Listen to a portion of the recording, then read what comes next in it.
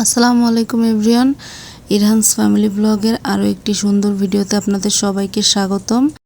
তো আমরা এখন আছি সৌদি আরবে, আলহামদুলিল্লাহ। তো আমাদের আজকের ভিডিওটি হচ্ছে আমরা সৌদি আরবের আজকে প্রথম দিন কিভাবে কাটালাম এসব কিছু নিয়েই আমাদের আজকের এই ভিডিও। আশা করি সাথে থাকবেন। এখন সৌদি আরবের সময় অনুযায়ী সকাল 8টা। আরও আগেই আমার ঘুম ভেঙে গিয়েছে বাংলাদেশের টাইম অনুযায়ী।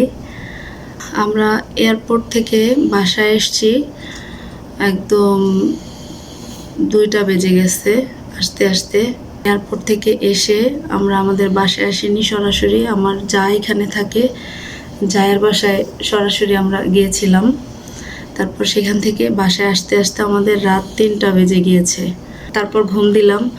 ঘুম দেওয়ার পরে এখন অলরেডি আমি উঠে গিয়েছি। ইরহান এখনও ওঠেনি, ও ঘুমাচ্ছে। জার্নি করে আসছে কতটা পথ, তো ওরও ঘুমের প্রয়োজন আছে। তো আমি সকালে আমার নিজের জন্য নিয়েছি হচ্ছে একটা স্লাইস পিৎজা, আর এখানে আছে একটা স্যান্ডউইচ। তো এটা আমি এখন খেয়ে নিব। পিৎজাটা রাতের আমি ওভেনে একটু গরম দিয়ে নিয়েছি। বিসমিল্লাহ। আসলে পিৎজা, স্যান্ডউইচ এগুলো হচ্ছে বিকেলের নাস্তায় খায় মানুষ, আর আমি কেন সকালে খাচ্ছি সেটাও বলি। এই পিৎজাটা গতকালকে রাতে রান্না ছিল, আর স্যান্ডউইচটা বিমানের ছিল। যাই হোক, আমার না কোনো জিনিস ফেলতে খুব কষ্ট লাগে, এই জন্য ভাবলাম সকালের নাস্তায় খেয়ে ফেলি। আর আরেকটা জিনিস আপনাদেরকে দেখাচ্ছি। আমার বাংলাদেশে বসে মেহেদি পরিয়ে দিয়েছিল আমার বোনের মেয়ে। সেই মেহেদির কালারটা এই যে এরকম আসছে, আর এই যে এই কালারটা আসছে এরকম।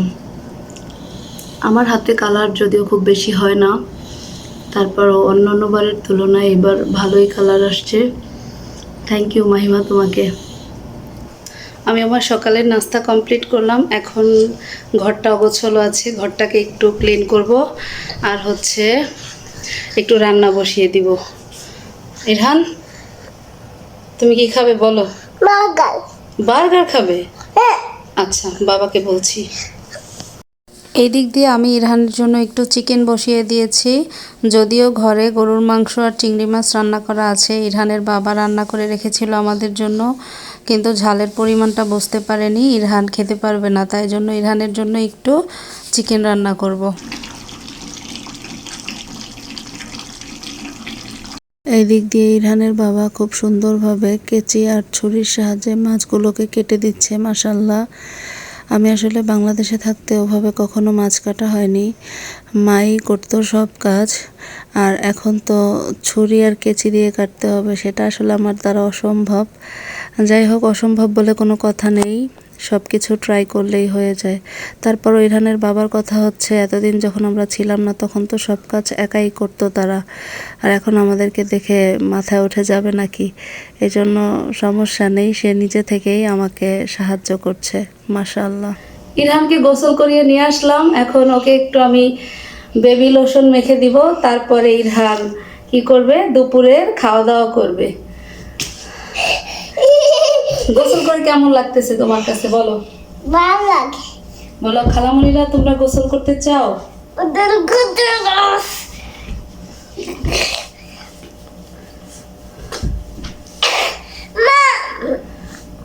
এরই মধ্যে ইরহানের গোসলটা সম্পন্ন হয়ে গিয়েছে। এখন আমি ঘরটাকে একটু হালকা পাতলা ক্লিন করব। ইরহান একদম গোসল করে এখন পরিপাটি হয়ে গিয়েছে। দাঁড়াও, তোমাকে খালামণিরা দেখবে। দাঁড়াও দাঁড়াও বাবু বাবু। সকাল থেকে উঠে নাস্তা খাওয়ার পরে একদম রান্না বাড়া শেষ করে ঘরটাকে পরিপাটি করলাম। এখন যাব ওয়াশরুমে, গোসল করব, তারপর খেয়ে নিব। খুবই টায়ার্ড, একদম সকাল থেকে কাজ করতে করতে। ইরহানকে গোসল করিয়ে দিয়েছি, ইরহানকে খাওয়াবো, আমি খাবো। তো আমি ঘরটাকে কিভাবে পরিপাটি করলাম আপনাদের সাথে একটু শেয়ার করছি। এই হচ্ছে আমাদের বেডরুম।